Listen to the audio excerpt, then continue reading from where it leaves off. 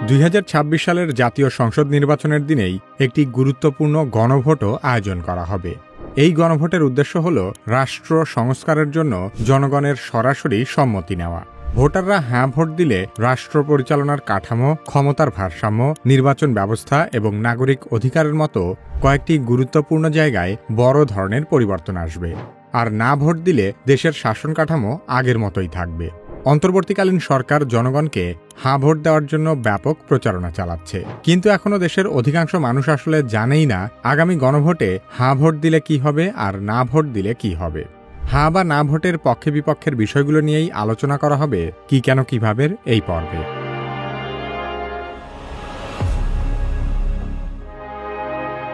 গণভোটের একটি বড় অংশই হল নির্বাচন পরিচালনা এবং রাষ্ট্রীয় সাংবিধানিক প্রতিষ্ঠান সংস্কারের পক্ষে। সে কারণে গণভোটের ব্যালটে হাঁ ভোট দিলে যেসব বিষয়ে পরিবর্তন আসবে সেগুলোর মধ্যে অন্যতম হল তত্ত্বাবধায়ক সরকার, নির্বাচন কমিশন এবং সরকারি কর্মকমিশন গঠনে সরকারি দল ও বিরোধী দল একসাথে কাজ করবে। সরকারি দল নিজেদের ইচ্ছেমতো সংবিধান সংশোধন করতে পারবে না। সেই সাথে সংবিধানের গুরুত্বপূর্ণ পরিবর্তনের ক্ষেত্রে গণভোটের বিধান চালু হবে। আওয়ামী লীগ যেমন সংসদে সংখ্যাগরিষ্ঠতার সুযোগ নিয়ে তত্ত্বাবধায়ক সরকার ব্যবস্থা বাতিল সহ বেশ কিছু জনগুরুত্বপূর্ণ বিষয়ে আইন পাশ করে নিয়েছিল, গণভোটে হাঁ ভোট দিলে আর কোনো সরকার নিজেদের সুবিধামতো আইন বানাতে পারবে না।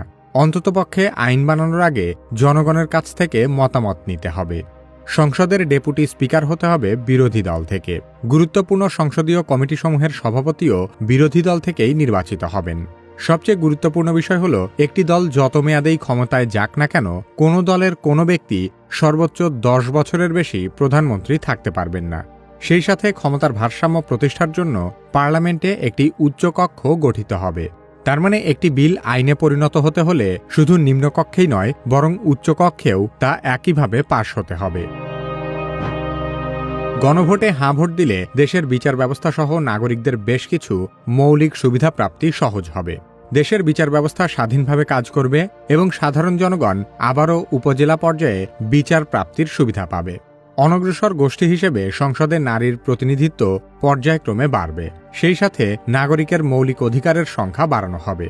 উদাহরণ হিসেবে ইন্টারনেট সেবাকে একটি মৌলিক অধিকার হিসেবে স্বীকৃতি দেওয়া হবে, যাতে ভবিষ্যতে কোনো স্বৈরাচার সরকার ইন্টারনেট সেবা কখনো বন্ধ করতে না পারে। বর্তমানে প্রচলিত আইন অনুযায়ী রাষ্ট্রপতি যে কোনো দণ্ডপ্রাপ্ত আসামিকে নিজের ইচ্ছেমতো ক্ষমা করতে পারেন, কিন্তু গণভোটে হাঁ জয়যুক্ত হলে ভুক্তভোগী পরিবারের অনুমতি ছাড়া রাষ্ট্রপতি কোনো অপরাধীকে ক্ষমা করতে পারবেন না।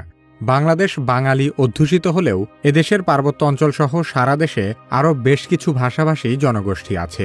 হাঁ ভোটের মাধ্যমে রাষ্ট্রভাষা বাংলার মর্যাদার পাশাপাশি অন্যান্য জাতিগোষ্ঠীর ভাষারও সাংবিধানিক স্বীকৃতি আদায় হবে।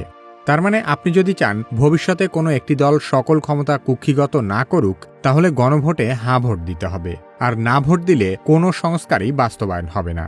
গণভোটের সাথে সম্পর্কিত আরেকটি গুরুত্বপূর্ণ বিষয় হল জুলাই সনদ। গণভোটে হাঁ জয়যুক্ত হলে জুলাই সনদের আলোকে সংস্কার কার্যক্রম অগ্রসর হবে। জুলাই সনদ আসলে কি এবং এই সনদ নিয়ে এত আলোচনা সমালোচনা কেন, সে সম্পর্কে জানতে চাইলে কি কেন কিভাবে এই ভিডিওটি দেখতে পারেন। বর্তমান সময়ে এআই না শিখলে আপনি নিশ্চিতভাবেই পিছিয়ে পড়বেন। যারা নিজে নিজে এআই এর ব্যবহার শুরু করতে ভয় পাচ্ছেন, তারা কি কেন কিভাবে একাডেমির এআই দক্ষতা কোর্সে ভর্তি হতে পারেন। ভিডিও ডেসক্রিপশন ও পিন কমেন্টে কোর্সের লিংক দেওয়া আছে।